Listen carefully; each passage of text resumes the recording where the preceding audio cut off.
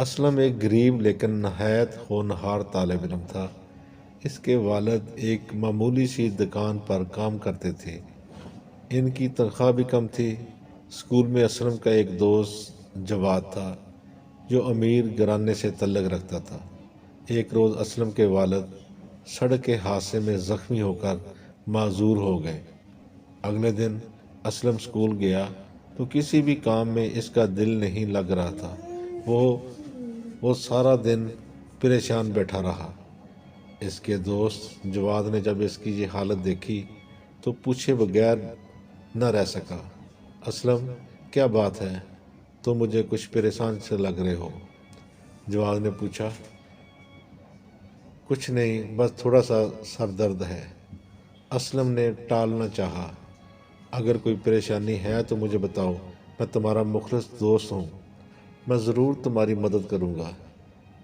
جواد سے اپنے دوست کی پریشانی دیکھی نہ گئی تو اس نے پھر پوچھا۔ اسلم نے سوچا کہ وہ اگر جواد کو اپنا سارا مسئلہ بتا دے تو شاید اس کے دل کا بوجھ کچھ کم ہو جائے۔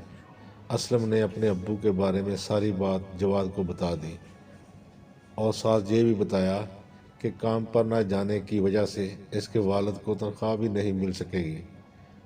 جواد کو اسلم کے والد کے بارے میں سن کر بہت دکھ ہوا۔ میرے دوست، تم پریشان مت ہو، میں اپنے ابو سے بات کروں گا، وہ ضرور تمہارے مسئلے کا کوئی حل نکال لیں گے۔ جواد نے اپنے گھر پہنچ کر اپنے ابو کو اسلم کے بارے میں سب کچھ بتا دیا۔ یہ سب کچھ جان کر جواد کے ابو کا دل بھی غم سے بھر گیا۔ انہوں نے اسلم کی مدد کرنے کا فیصلہ کیا۔ اگلے روز اتوار کی چھٹی تھی۔ اچانک اسلم کے گھر کے دروازے پر دستک ہوئی۔ اسلم نے دروازہ کھولا تو سامنے جواد کو اپنے ابو کے ساتھ کھڑا دیکھ کر بہت خوش ہوا۔ اس کو اندر لے آیا۔ جواد کے ابو نے بات شروع کی اور اسلم کے ابو کو تسلی دی، آپ بالکل نہ گھبرائیں، جب تک آپ مکمل صحت یاب نہیں ہو جاتے، گھر کے خرچے کی طرف سے بے فکر ہو جائیں، دواؤں کا خرچہ اور اسلم کی فیس کا بندوبست بھی ہو جائے گا۔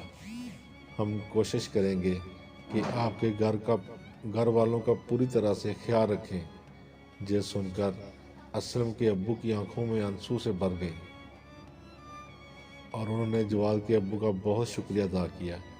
اس سے اسلم اور جواد کی دوستی اور مضبوط ہو گئی۔